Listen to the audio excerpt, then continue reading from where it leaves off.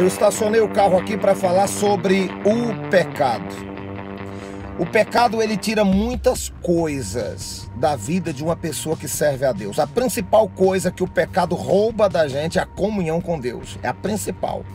Em Isaías 59, o versículo 1 diz assim, está escrito: os ouvidos do Senhor não estão tapados, o seu braço não está encolhido para que não possa ouvir o seu clamor, e nem o seu braço encolhido para que não possa salvar.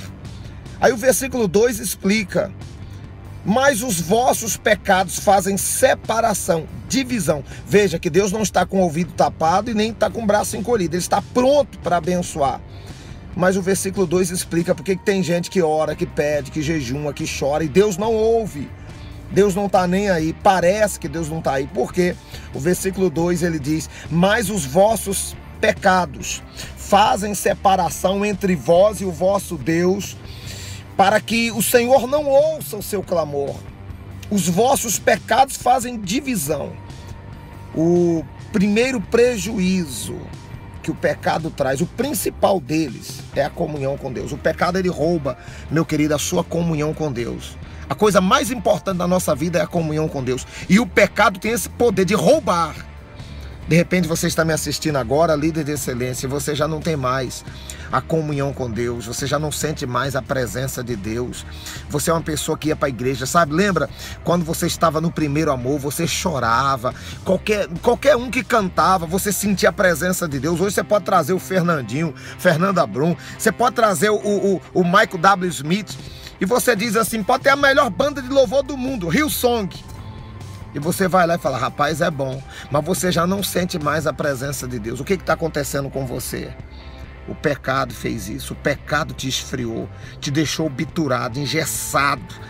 Por isso que o pastor fala, você não tem mais temor, não tem mais temor na igreja, não é mais submisso. É por isso que existe um tanto de rebelde aí, sai fundando igreja, sai do ministério, vai. Por quê? Porque o cara perdeu o temor. A igreja para ele é a fonte de renda, ele vai para a igreja porque ele depende disso aqui, ó, salário.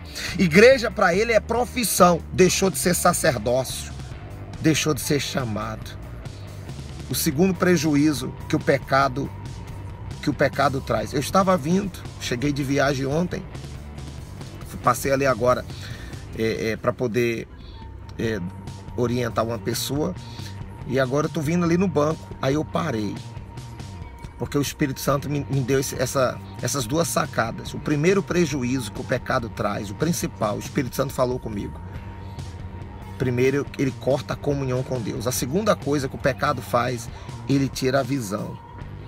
E aí o Espírito Santo me fez me lembrar de pessoas que eu tinha dentro da igreja, rapaz, que eram ótimos, líderes, pastores, obreiros.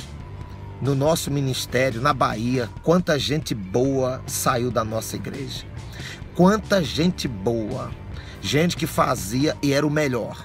Gente que tinha amor, chorava, buscava. E até continuaram uns, mas não conseguiu mais ver aquela visão que ele tinha, a visão de eu vou ser pastor um dia, o sonho, ele chorava pedindo, Deus, eu vou ser pastor, a minha igreja vai crescer. Perdeu a visão. Quando Sansão, ele pecou, ele caiu com Dalila, quando ele desobedeceu a Deus e ele caiu, você sabe o que aconteceu? Os seus inimigos pegaram, amarraram ele, colocaram ele como escravo e vazaram os seus olhos.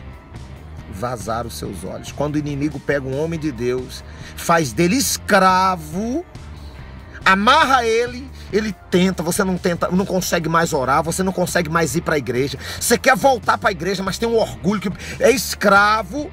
Mas não é só isso, o inimigo vaza os seus olhos, você perde a visão. A visão. Sabe, aquela visão que você tinha antigamente, pôs a mão no arado e você olhava lá para frente. Hoje você olha lá para trás. Qual das duas situações está acontecendo com você? Perdeu a comunhão com Deus e perdeu a visão. Eu queria que você escrevesse num papel e que você me procurasse. Procure um pastor mais próximo da sua casa, converse. Meu querido, a morte está chegando, o inferno está aí. Deus não preparou o inferno para você não. Jesus te ama, ainda há tempo. Se você está vivo, ainda há tempo. Tudo que você precisa fazer é se voltar. A Bíblia diz em Provérbios 28, aquele que encobre as suas transgressões nunca prosperará, jamais prosperará, mas aqueles que confessam e deixam, aleluia, alcança a misericórdia. Quem confessa e deixa, alcança. Confessa agora, confessa o seu pecado, confessa o seu erro e decida abandonar. Escreva no papel quais são os pecados. Me procure alguém da nossa equipe. Você era obreiro, era pastor no nosso ministério. Querido, a obra... Você já viu que sem você a obra continua? É uma ilusão que o diabo põe na cabeça da gente. Eu estou há 20 anos na Missão Mundial Servo. Eu não saio por nada. Por nada. E se você errar, meu querido, você tem um advogado, é Jesus. Pode pedir perdão, ele vai te perdoar. O problema não é errar. O problema é que quando a gente erra, cai o orgulho no coração e a gente não reconhece que errou. Eu quero encorajar você, líder de excelência, obreiro, pastor, missionário, você que saiu da Missão Mundial Servos, volte. Volte. Você que saiu dessa visão ministerial, volte. Volte, tome essa decisão. Faça como o pródigo, ele caiu em si, ele falou, fiz besteira. Agora derrotado não é quem cai, é quem fica caído. Tome essa decisão agora mesmo. Você não está assistindo esse vídeo por acaso. Fez sentido para você? Se inscreva no canal Bispo Santos, dê um like aí, dê um joinha no vídeo e compartilhe essa ideia. Sucesso, 1 milhão de bênçãos. Nos encontramos no topo, nos encontramos lá em cima. Eu ainda vou ver você crescer. No nome de Jesus, eu quero você do meu lado, hein?